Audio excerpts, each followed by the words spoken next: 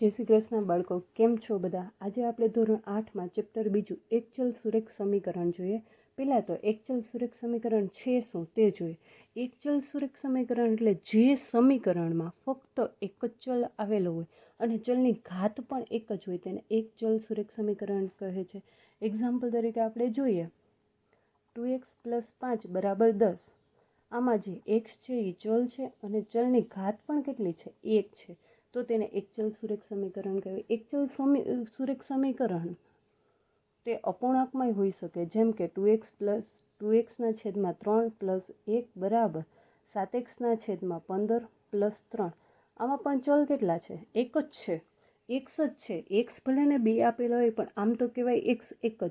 જુઓ બીજું y આપેલું હોય, એક્ઝામ્પલ તરીકે અહીંયા 7x આપેલા છે તેની જગ્યાએ 5y આપેલા હોય તો આને દ્વિચલ કહેવાય, કારણ કે y એ બીજો ચલ થઈ ગયો. આ એકચલ સુરેખ સમીકરણ નથી.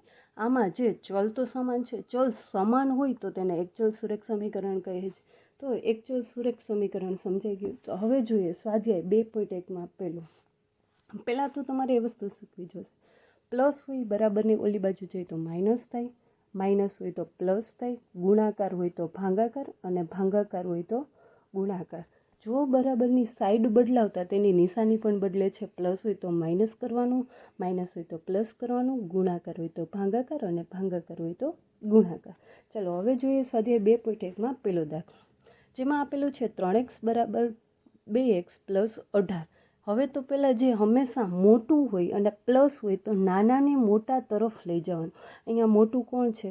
3 મોટા છે. તો 2xને કેવી બાજુ લઈ આવશું? આ બાજુ લઈ આવશું. 2x કેવા છે? પ્લસ છે, તો આ બાજુ આવે તો કેવા થઈ જાય? માઇનસ થઈ જાય. બરાબર 18.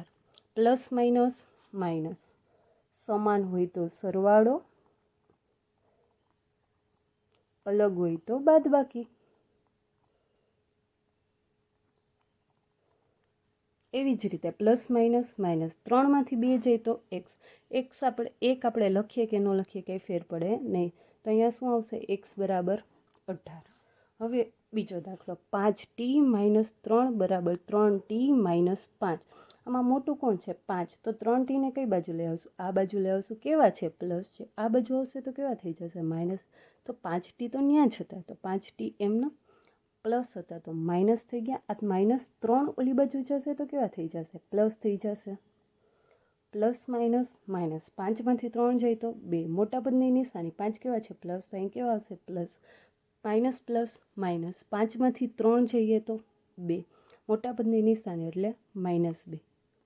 હવે આપણે જોયું ગુણાકાર હોય તો શું થઈ જાય? ભાગાકાર. તો અહીંયા 2 શેમાં છે? ગુણાકારમાં છે. તો બરાબરની ઓલી બાજુ જશે તો ભાગાકારમાં.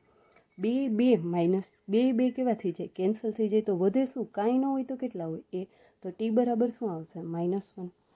તમારું હોમવર્ક છે ત્રીજો અને ચોથો દાખલો, જે આપણે કાલના વિડીયોમાં સોલ્વ કરાવશું. Thank you.